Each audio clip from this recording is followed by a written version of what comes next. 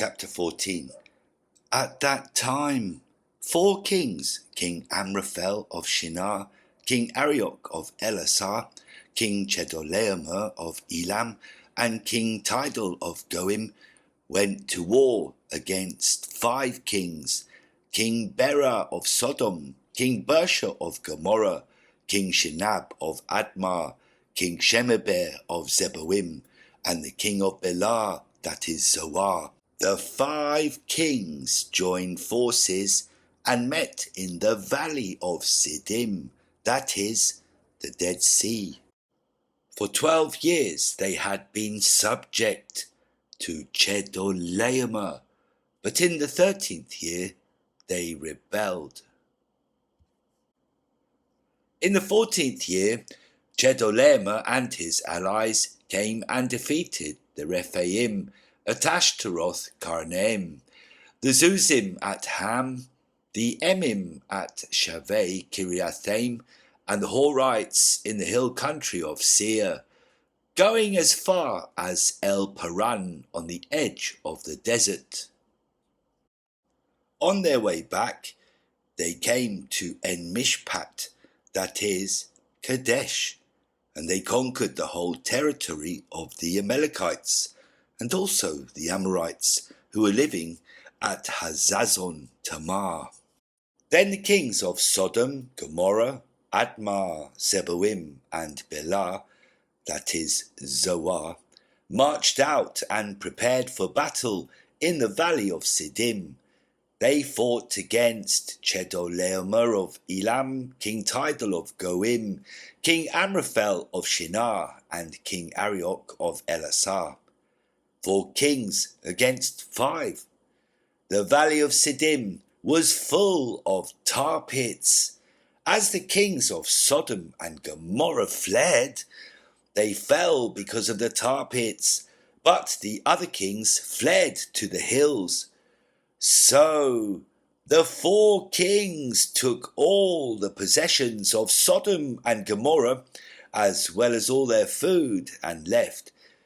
They also took Abram's nephew Lot and his possessions, since he was living in Sodom. Then a soldier who had escaped came and told Abram the Hebrew what had happened. He was living next to the oak trees belonging to Mamre the Amorite, a brother of Eshcol and Aner. These were Abram's allies. When Abram heard that his nephew had been captured, he armed his 318 trained men, born in his own household, and pursued the 4 kings all the way to Dan. He split up his men to attack them at night. He defeated them, pursuing them all the way to Hobah, which is north of Damascus. He brought back everything they had, including women and soldiers. He also brought back his relative Lot and his possessions.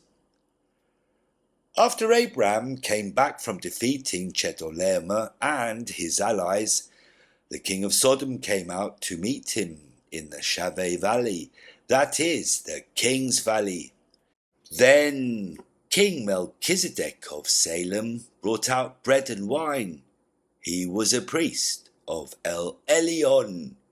He blessed Abram and said, "Blessed is Abram by El Elyon, maker of heaven and earth. Blessed is El Elyon, who has handed your enemies over to you." Then Abram gave him 1/10 of everything.